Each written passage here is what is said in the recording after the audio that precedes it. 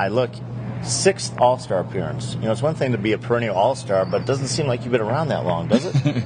No, it don't. I looked at it and said I've been very blessed, you know, to be with LeBron. Both of us been in our 6th year in All-Star games. So, you know, I've been blessed. When you talk about this one in particular, does it mean anything special due to the fact that maybe because your team isn't playing that well and you've had to carry the load yourself?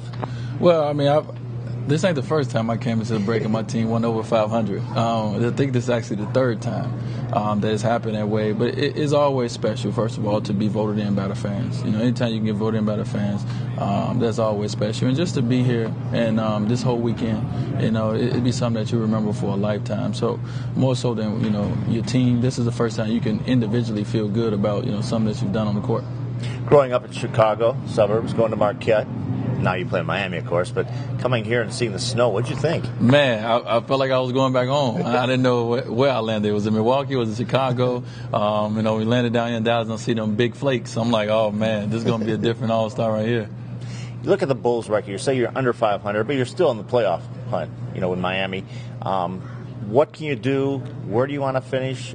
Is it important to get up there to the 4th spot if you could? Well, I mean, the positive for us, first of all, is that, you know, we ended the first half of the season, you know, winning 2 good games back-to-back against Houston and in Atlanta, which is a tough place to win. So, you know, we're going into the second half of the season knowing that we got to finish up this tough road streak that we're in. But after that, you know, we're home pretty much towards the end of the season. So, you know, we got to keep our head above water for a while, and then we're able to attack, you know, going down the end of the stretch. And, you know, we see that, and we know that we can be one of the hottest teams at the end of the year.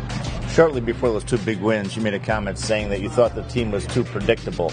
Some people thought you were maybe saying that you weren't happy with Eric Spoelstra, you wanted Pat Riley to come down out of his chair. I mean, what was the reaction and what made you say that? Well, that's not what I meant at all. You know, it's at times in the game, you know, where I'm a guy who get double team a lot. It just comes where I know it's in the 3rd or the 4th it's going to come, and I feel like sometimes, you know, my teammates might be counting on me to do, you know, too much, and just want them to be free and want them to play like they did the last 2 games and not be predictable. And, you know, if I pass the ball, you try to give it right back to me. Make plays, shoot the ball, be confident. You know, more so than, you know, from the coach's standpoint. At the end of the day, we the players on the floor. We control how the game is going to go, and our coach Spo is very open to any suggestions we have. So there was no problem there. Are those the good teams that do that to you, like the Clevelands that lets you score 30 points in a half, then they hold you to 2 in the second? Yeah. Is it a team like that you see, now it's all on me. I have to make the pass, but my teammates have to do something after I give them the ball? Well, it used to be just the real good teams. Now it's every team. You know, I mean, they figure out that that's the way to, you know, hold me down, especially if I'm going early. And, I mean, that's fine. I'm a willing passer. I just want to make sure that everyone is confident enough to make sure that when those times come, we know when they're going to come. When they come, let's be aggressive. You know, let's make sure that they get out. Let's get them out of this, you know, soon. And you know, and not go through a stretch where we're missing 8 or 9 shots in a row.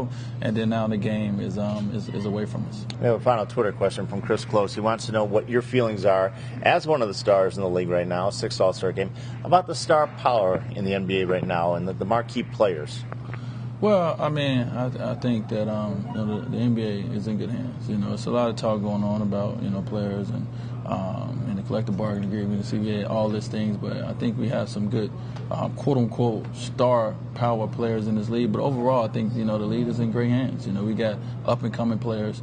You know, when you talk about the D Roses, the Tariq Evans, the Brandon Roys, you know, the Brandon James, I can go on. And we got so many players up and coming that's going to continue to make sure that this league is where it is. So I think we're in good hands. And you're still young. 6 All-Star appearances. By the time you're done, you could have, what, a dozen, maybe more? Whew, that's a lot. I can have a dozen more, yeah. I would think so. If they keep voting for me. Yeah, they will. Yeah, okay.